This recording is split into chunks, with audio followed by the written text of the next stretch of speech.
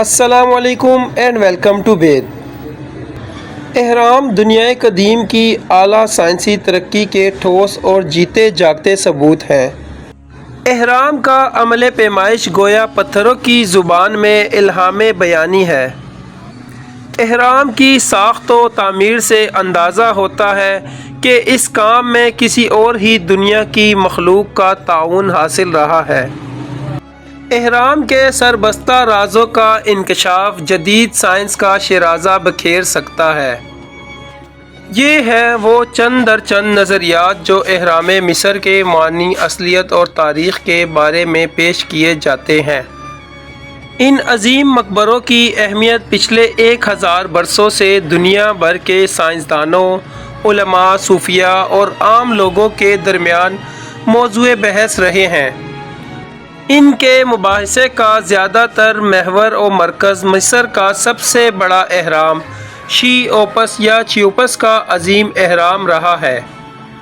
یہ تراشدہ سنگی چٹانوں کا وہ چستانی انبار ہے جو ہزاروں برسوں سے انسانی ادراک و اذہان کے لیے ایک لا ینحل معمہ اور ناقابل تسخیر چیلنج کی حیثیت سے سینہ گیتی پر بڑی شان اور دبدبے سے استادہ ہے۔ آج بھی جب کہ انسان نے خلا کی وسعتوں اور سمندر کی گہرائیوں تک کو کنگال ڈالا ہے، شیوپس کا یہ عظیم اہرام پہلے ہی کی طرح کھڑا جدید سائنس اور سائنسدانوں کو منہ چڑھا رہا ہے۔ نئی دریافتیں، نئے انکشافات، نئی معلومات، وسیع تحقیقات و مطالعات نے اس اہرام کے بارے میں کئی پختہ نظریات و افکار کو تباہ کر کے رکھ دیا ہے۔ سائنسدانوں نے حال ہی میں شیوپس کا کمپیوٹری مطالعہ کیا تو بیشتر ماہرین حیرت و استعجاب سے آنکھیں پھاڑے بے یقینی سے سر جھٹکتے ہوئے چلے گئے۔ فی الحال ہم اس بارے میں قطعی تاریکی میں ہیں کہ یہ اہرام کن لوگوں نے بنائے تھے، کیوں بنائے تھے اور آخر ان کے وجود کا سبب کیا ہے۔ بہرحال تازہ معلومات نے یہ بات ثابت کر دی ہے کہ یہ اہرام قدیم اور انتہائی ترقی یافتہ سائنسی تخلیقات کا مظہر ہے، اور یہ انتہائی ترقی یافتہ سائنس حضرت عیسیٰ علیہ السلام کی پیدائش سے ہزاروں سال قبل پوری دنیا پر غالب تھی۔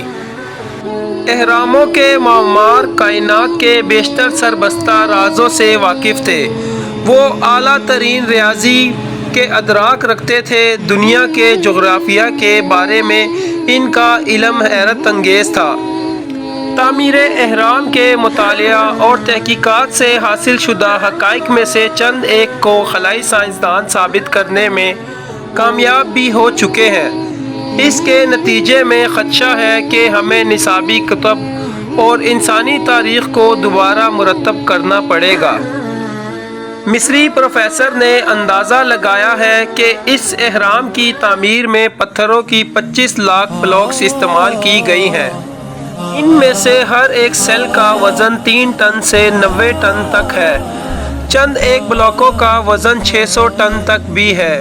جب نپولین مصر میں تھا تو اس نے تخمینہ لگایا کہ صرف اس ایک اہرام میں اس قدر پتھر استعمال ہوئے ہیں کہ ان سے پورے فرانس کے گرد 10 فٹ اونچی اور 1 فٹ موٹی دیوار تعمیر کی جا سکتی ہے، اور اگر ان پتھروں کی سیلوں کو 1 فٹ کی سیلوں میں کاٹ لیں تو پھر یہ چھوٹے بلاک پوری دنیا کے گرد ایک زنجیر بنانے کے لیے کافی ہوں گے۔ در حقیقت آج کے اس ترقی یافتہ دور میں ایک بھی تعمیراتی کمپنی ایسے اہرام نہیں بنا سکتی، پروفیسر نے کہا۔ یاد رکھیں، اہرام شیوپس کے اندر اتنی وسعت ہے کہ اس میں روم، میلان اور فلورنس کے تمام گرجا گھر سما سکتے ہیں، اور پھر بھی اتنی گنجائش باقی رہتی ہے کہ نیو یارک کے Empire State Building, Westminster Abbey, Saint Paul Cathedral اور انگلش ہاؤس آف پارلیمنٹ کی عمارات بھی اس میں آ سکتی ہیں۔ آج کل کی بھاری مشینری بھی اس کو اپنی جگہ سے نہیں ہلا سکتی، کیونکہ یہ ناقابل یقین حد تک بھاری یعنی 6.5 ملین ٹن وزنی ہے۔ راہداریوں، تدفینی ہالوں اور نادریافت شدہ مکانوں پوشیدہ کمروں کے علاوہ یہ اہرام مکمل طور پر ٹھوس پتھروں کا بنا ہوا ہے۔ بیرونی سطح کی سلیں جنہیں غارت گر تہذیب ونڈال جرمنی کے قدیم باشندوں نے تباہ کر کے رکھ دیا تھا، ایک دوسرے کے ساتھ اس قدر مہارت سے منسلک ہے کہ ایک عام بزنس کارڈ بھی اس میں نہیں جا سکتا۔ 100 ٹن وزنی پتھر ایسی نفاست سے جڑے ہوئے ہیں کہ ان کے درمیان جوڑ کی لائن تلاش کرنا بھی محال ہے۔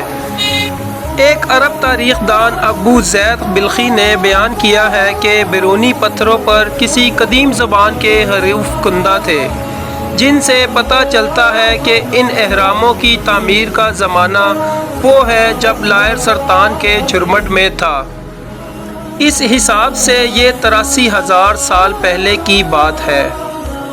ایک مصری ماہر اہرامیات نے بتایا کہ دستی اوزاروں کی مدد سے پتھروں کی کانوں میں ان جناتی سلوں کو تراشا اور انہیں وسیع صحرا میں گھسیٹتے ہوئے یہاں تک لایا گیا، دریائے نیل سے تیراتے ہوئے غزہ تک پہنچایا، پھر انہیں ریگستان میں کھینچتے ہوئے اس اہرام کی تعمیر میں استعمال کیا گیا۔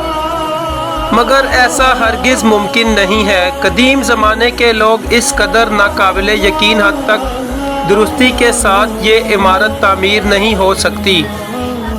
ذرا اس اہرام کی تعمیر کے سلسلے میں فن حمل و نقل انسانی کے بارے میں سوچیے۔ ان تعمیراتی مسائل پر قابو پانے کے لیے 10 لاکھ سے زیادہ افراد کی ضرورت تھی۔ انہیں پتھر کی کانوں اور پھر اس مقام تک لے جانا تھا جہاں اہرام تعمیر ہونا تھا۔ انہیں سپاہیوں اور نگرانوں کی ضرورت تھی۔ ان کے پاس کھانے پینے کا کیا بندوبست تھا؟ وہ لوگ رات کو کہاں سوتے تھے؟ یہ تو ممکن ہی نہیں تھا کہ وہ رات بھر صحرا ہی میں گزارتے ہوں۔ پھر وہاں ہزاروں فورمینوں، سپروائزروں، مستریوں، ان کے نائبوں کے علاوہ ایسے افراد کے ایک عظیم گروپ کی بھی ضرورت تھی جو اس پورے پروجیکٹ کی نگرانی کر سکیں۔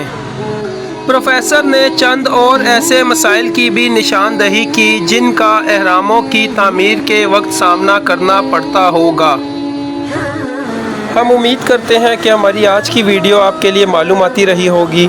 مزید ایسی ہی انفارمیٹیو ویڈیوز دیکھنے کے لیے چینل کو لائک اینڈ سبسکرائب کے بٹن کو ہٹ کر دیں تاکہ ہر آنے والی نئی ویڈیو کی بروقت نوٹیفیکیشن آپ کو ملتی رہے۔